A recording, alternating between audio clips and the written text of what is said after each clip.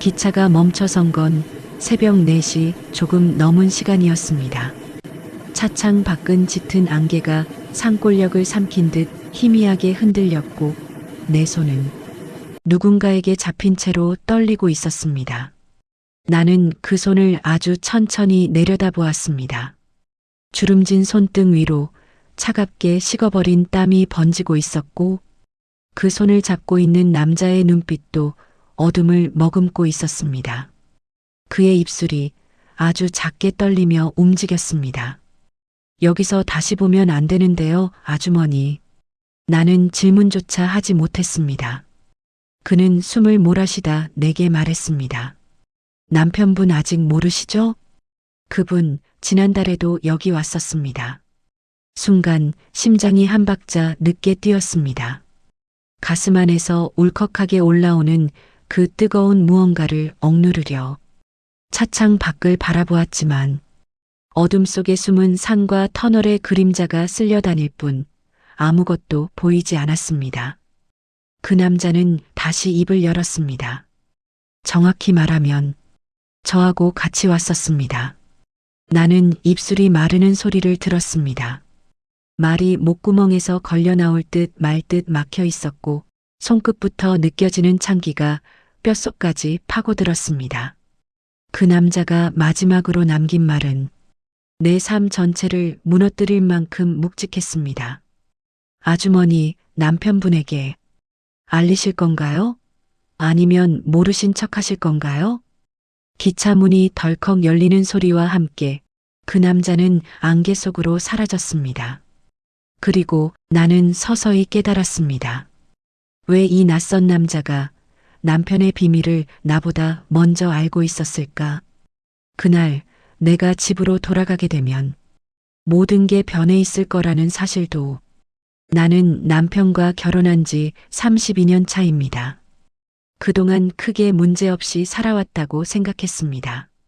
아니 어쩌면 그저 문제를 보지 않으려 했던 걸지도 모르죠. 남편은 늘 말수가 적었습니다.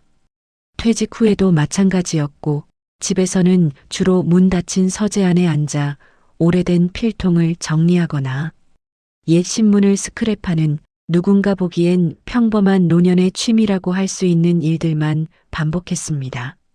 하지만 그의 봄부터 남편은 조금씩 달라지기 시작했습니다. 먼저 외출 복장이 바뀌었습니다. 아무데나 걸치던 낡은 점퍼 대신 결혼 초에 샀던 그 캐시미어 코트를 꺼내 입었고 신발도 번들거리게 닦아 놓았습니다. 어디 가요? 내가 물으면 그는 늘 짤막하게 말했습니다. 고향 쪽에 볼 일이 있어서. 하지만 고향은 남편의 형님도 사촌들도 이미 도시로 나온 뒤라 더 이상 찾아갈 이유가 없는 곳이었습니다. 그리고 어느 날 남편이 외출하고 돌아왔을 때 그의 옷깃에서 은은한 꽃향기가 풍겼습니다. 남편의 나이엔 어울리지 않는 마치 젊은 여성이 뿌릴 법한 가벼운 향. 나는 아무 말도 하지 않았습니다. 그냥 내 손을 무릎 위에 얹어놓고 손가락 하나하나가 떨리는 걸 느끼고만 있었습니다. 또 다른 변화도 있었습니다. 남편이 휴대폰을 잠그기 시작한 것입니다. 우리는 서로의 휴대폰을 잠근 적이 없었습니다. 비밀번호를 몰라서가 아니라 굳이 그럴 필요가 없다고 생각했기 때문입니다. 하지만 남편은 갑자기 대화 도중에도 휴대폰이 울리면 자리에서 벌떡 일어나 베란다나 화장실로 들어가 통화를 했습니다. 그러던 어느 날 밤 잠결에 깨서 남편의 서재 쪽을 바라보았을 때 문틈 아래로 새어나오는 희미한 빛 그리고 낮게 떨리는 그의 목소리가 들렸습니다. 아닌데 그러면 안 되지. 나한테도 시간이 필요해. 그 목소리는 내가 결혼 생활 내내 들어온 남편의 말투와는 전혀 다른 어딘가 조심스럽고 또 어딘가 간절한 음색이었습니다. 그날 이후 남편은 집에서 더 많은 시간을 비워갔고 나는 마치 오래된 천의 실밥이 뜯어지듯 결혼 생활의 틈이 조금씩 벌어져가는 소리를 온몸으로 들으며 살아갔습니다. 그리고 결정적인 첫 번째 징후는 바로 기차표였습니다. 서랍을 정리하다 발견한 작은 봉투 안에 익숙하지 않은 역 이름이 적힌 왕복 승차권이 깔끔하게 보관돼 있었습니다. 청봉역? 여긴 어디지? 남편 고향도 아니고 친척이 있는 곳도 아니었습니다. 가만히 쥐고 있던 기차표가 손끝에서 따뜻해졌다 차가워졌다를 반복할 때 나는 문득 깨달았습니다. 남편은 나에게 말하지 않은 어딘가를 반복적으로 드나들고 있었다는 사실을. 그리고 바로 그 다음 날 나는 남편에게 말했습니다. 나도 같이 가면 안 될까? 당신이 요즘 자주 다니는 그곳. 남편의 손짓이 순간 멈춰섰습니다. 수저를 들던 손등 위로 혈색이 사라졌고 그의 목젖이 불편하게 꿀꺽 움직였습니다. 무슨 말이야?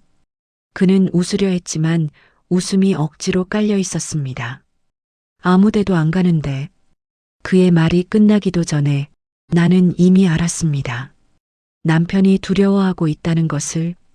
무엇을 감추고 있는지는 몰랐지만 그건 분명 우리 결혼 32년 동안 단 한 번도 본 적 없는 종류의 두려움이었습니다. 그 순간부터였습니다. 나는 남편의 비밀을 직접 확인하러 가야겠다고 마음먹었습니다. 그리고 그것이 내가 그 남자를 만나기 전 모든 사건의 시작이었습니다. 남편이 외출한 날 나는 아무 말 없이 그의 발자국 소리가 사라지기를 기다렸다가 곧바로 옷장 선반 위 작은 지갑을 꺼냈습니다. 거기에는 며칠 전 발견했던 청봉역 왕복 기차표가 또 한 장 들어 있었습니다. 하루 이틀의 이야기가 아니라는 뜻이었습니다. 젠장, 손끝이 떨렸습니다. 하지만 울거나 소리치기에는 아직 너무 이른 느낌이 들었습니다. 이건 확신이 아니라 의심일 뿐이었으니까요. 나는 결심했습니다. 남편이 다녀온 그 길을 나 혼자 그대로 따라가 보기로. 기차 안에서 만난 낯선 남자. 청봉역으로 향하는 기차는 생각보다 더 낡았고 좌석마저 투박한 패딩 천으로 덮여 있었습니다. 그런데 내 옆자리에서 한 남자가 조심스레 말을 건넸습니다. 저기 이 기차 처음 타시죠? 반짝이는 눈매도 짧게 깎아 올린 머리도 전형적인 산골 청년 같은 느낌이었습니다. 하지만 표정은 어딘가 아주 조심스러웠습니다. 처음은 아닌데요. 나는 짧게 답했고 그는 고개를 끄덕였습니다. 혹시 누구 만나러 가시는 건가요? 순간 심장이 조여들었습니다. 왜 묻는 걸까? 그러자 그가 한 박자 늦게 덧붙였습니다. 아, 이상한 뜻은 아니고요. 여기 오는 어르신들 대부분 누군가를 만나러 오시더라고요. 나는 손가방 끈을 쥐고 조심스레 물었습니다. 당신은요? 누구를 만나러 가세요? 그는 고개를 창밖으로 돌려 산 그림자를 바라보다가 작게 내뱉었습니다. 아무도요. 그냥 오라고 해서요. 누가요? 글쎄요. 그걸 설명하려면 아주머니가 믿을지 모르겠네요. 그 말투가 마치 내 마음속 어둠을 미리 알고 있다는 듯 흔들려 보였습니다. 그때였습니다. 남자는 내 손목을 잠시 바라보더니 아주 낮은 목소리로 말했습니다. 혹시 남편분은 잘 계시죠? 나는 그 순간 가슴속에서 아주 차가운 바람이 스쳤습니다. 남편을 어떻게 아세요? 남자는 잠시 숨을 골랐습니다. 입술이 달싹이며 그의 눈빛이 흔들렸습니다. 제가 아는 분이랑 아주 많이 닮으셔서 그래요. 남편분하고 지난달에 왔던 분이 있는데 그분이랑 많이 비슷해서. 뭐라고요? 그 남자는 더 말하려는 듯 했지만 기차 안내 방송이 갑자기 울려 퍼졌고 그는 입술을 닫았습니다. 그리고는 내 쪽을 바라보지 않은 채 말했습니다. 조심하세요, 아주머니. 청봉역은 생각보다 조용한 곳이 아닙니다. 내 등 뒤가 서늘해졌습니다. 그리고 나는 확실해졌습니다. 남편은 분명히 여기서 누군가를 만나고 있었다.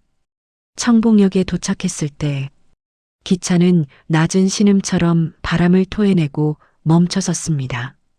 플랫폼에는 사람 그림자조차 보이지 않았습니다. 나는 영무원에게 물었습니다.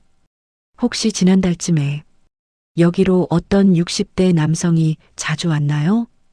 이만한 키에 얼굴이 좀 마른 영무원은 고개를 갸웃했습니다. 아, 그분? 네. 여성분하고 같이 다니셨죠? 순간 숨이 목에서 끊어졌습니다. 여성이라고요? 네. 젊진 않았고. 중년? 근데 서로 말도 잘 안 하던데. 서로 말도 잘 안 한다? 그러면 불륜이 아니라 다른 관계일까? 그러나 지독한 의심은 스스로를 속이지 않죠. 영무원은 또 한마디를 덧붙였습니다. 두 분이 늘 역 뒤쪽 산길로 올라가더라고요. 오두막 하나 있는데 거기요. 오두막. 나는 그 길을 따라 올라갔습니다. 산새 소리조차 멎은 숲길, 길 위에 남겨진 낯선 발자국들, 그리고 선명하게 보이는 타이어 자국, 그리고 조그만 오두막 앞에서 나는 누군가의 목소리를 들었습니다. 그분 아직 얘기 안 한 거죠? 그러다 큰일 나요.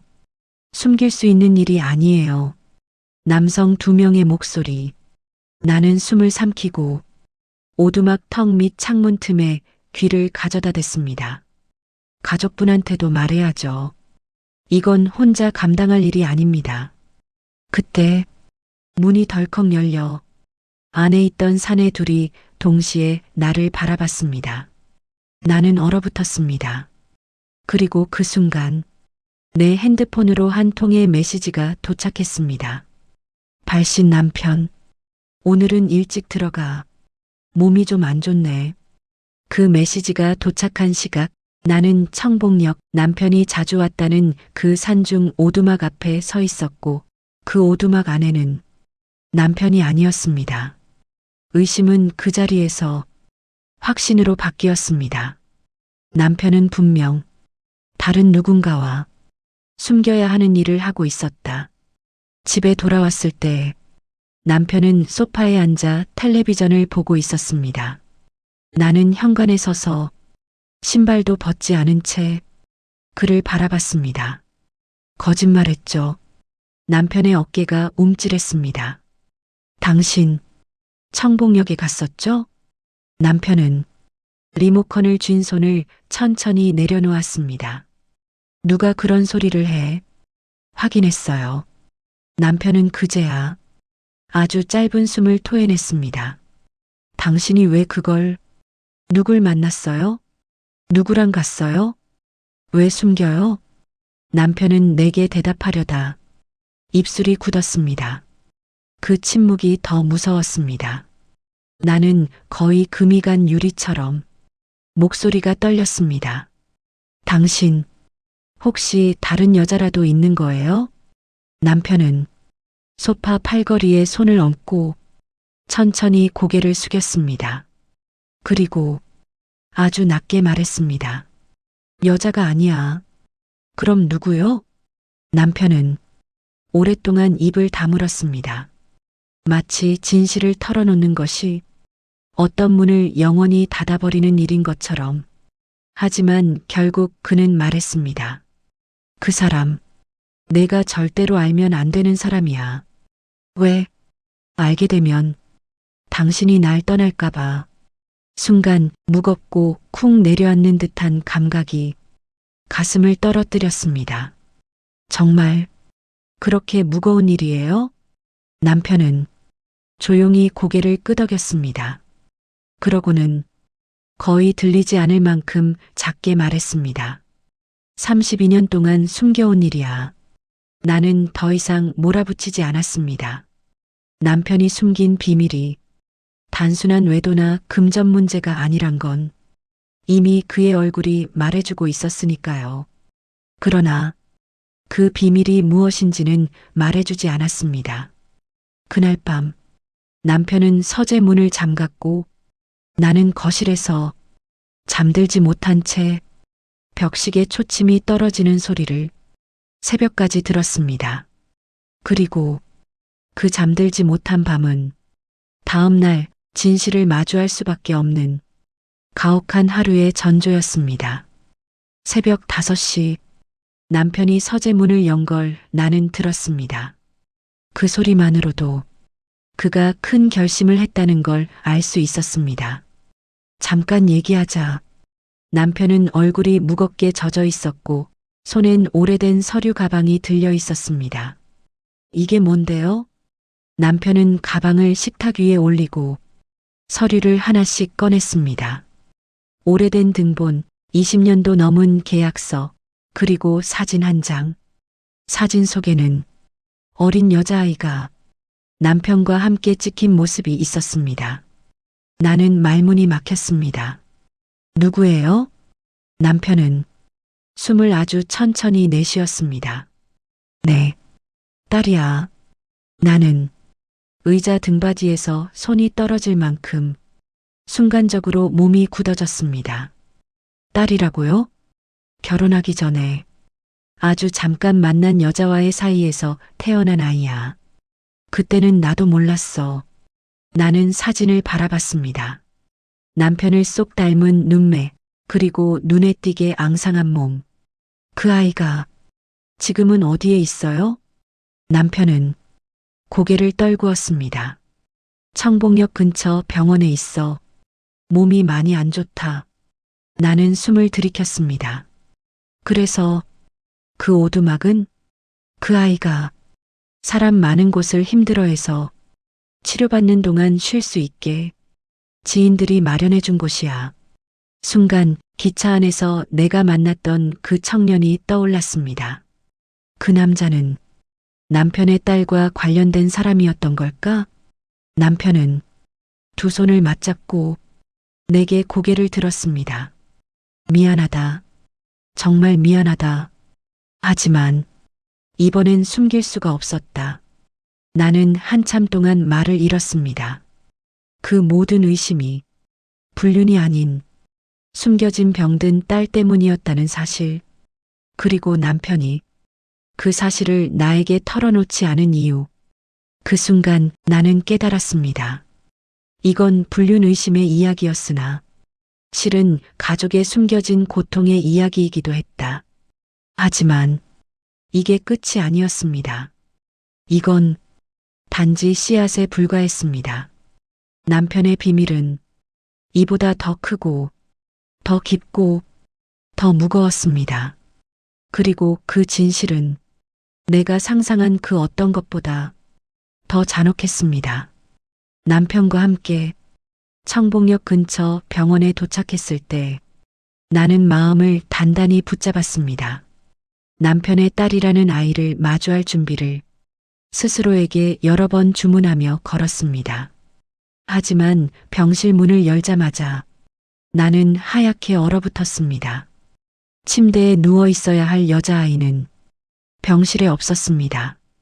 대신 책상 위에 한 봉투가 놓여 있었고 그 위에는 짧은 메모 하나가 올라가 있었습니다. 아버지 미안해요. 저 때문에 힘들어하지 마세요. 나는 봉투를 열어 안에 든 서류를 확인했습니다. 그리고 그 자리에서 무릎이 풀려 주저앉을 수밖에 없었습니다. 그 서류에는 환자 정보가 적혀 있었고 환자의 이름은 남편의 성도, 남편의 가족 이름도 아닌 여성의 이름도 아니었습니다. 거기엔 이렇게 적혀 있었습니다. 성별남, 이름 박성준 47세, 47세 남성? 여기 딸이 아니라 남자잖아요.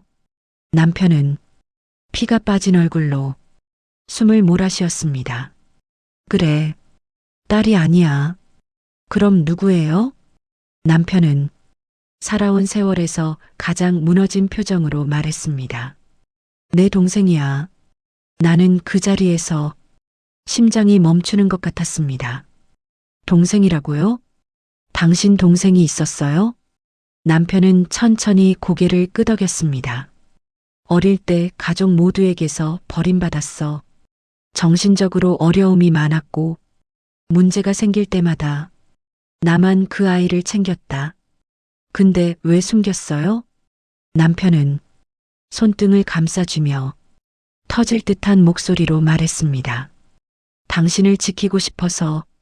결혼할 때 우리 형제 문제 때문에 결혼 반대가 있었잖아. 성준이 얘기까지 알려지면 당신 부모님이 절대 결혼 안 시켰을 거야. 나는 숨을 들이켰습니다. 남편의 형제 문제, 결혼 반대, 그때의 불편한 대화들이 모두 이어져 버렸습니다. 성준이는 정신적으로 힘든 건 맞아. 하지만 나한테는 가족이야. 그래서 몰래 돌봐온 거야. 나는 눈을 감았습니다. 기차 안에서 나를 바라보던 남자. 그는 성준의 보호자였던 겁니다. 오두막에서 들렸던 목소리. 그건 성준의 증상과 치료 문제였던 겁니다. 그리고 남편이 32년 동안 숨겨온 비밀. 그는 결혼 뒤에도 자신의 동생을 몰래 보살펴온 것이었습니다. 나는 가슴이 찢어질 듯 했습니다.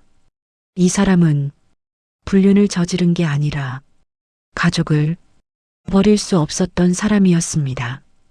차가운 병원 복도에 앉아 나는 오랫동안 숨을 고르고 있었습니다. 그때 남편이 조용히 옆에 앉았습니다. 미안해. 나는 그의 손을 잠시 바라보다 입술을 열었습니다. 당신이 숨긴 건 배신이 아니라 두려움이었겠죠. 남편은 고개를 떨구었습니다. 하지만 당신이 혼자 떠안지 않아도 됐던 일 아니었어요? 남편은 그제야 울었습니다. 흔들리는 어깨, 튼튼했던 손등 위로 떨어지는 눈물. 그 모든 게 사람의 약함이 가진 진실처럼 느껴졌습니다. 나는 결정을 내려야 했습니다. 이 사람을 용서할 것인가, 이 관계를 끝낼 것인가. 하지만 나는 천천히 그의 손을 감싸며 말했습니다. 함께하자. 이제는 내가 같이 짊어질게.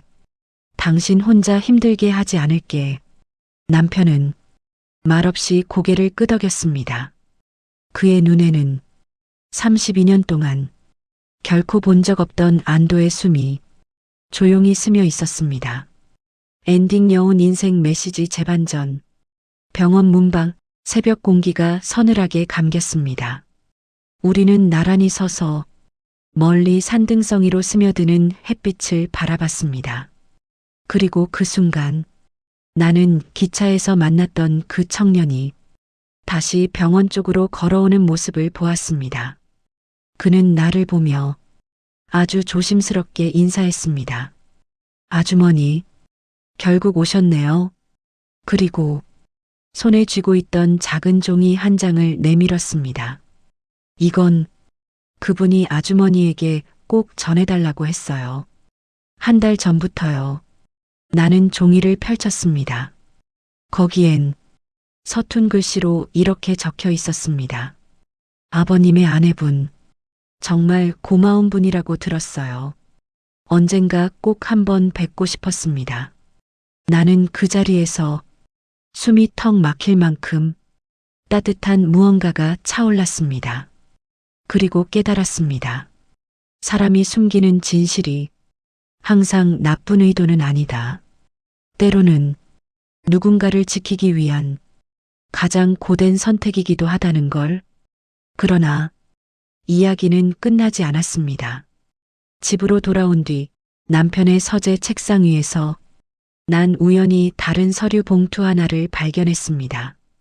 그 안에는 남편의 동생 이름이 적힌 진료 기록 한 장, 그리고 맨 마지막 줄에 이렇게 적혀 있었습니다. 보호자, 배우자 이름 본인. 난 서류를 바라본 채 숨을 멈췄습니다. 보호자가 왜 나로 되어 있는 걸까?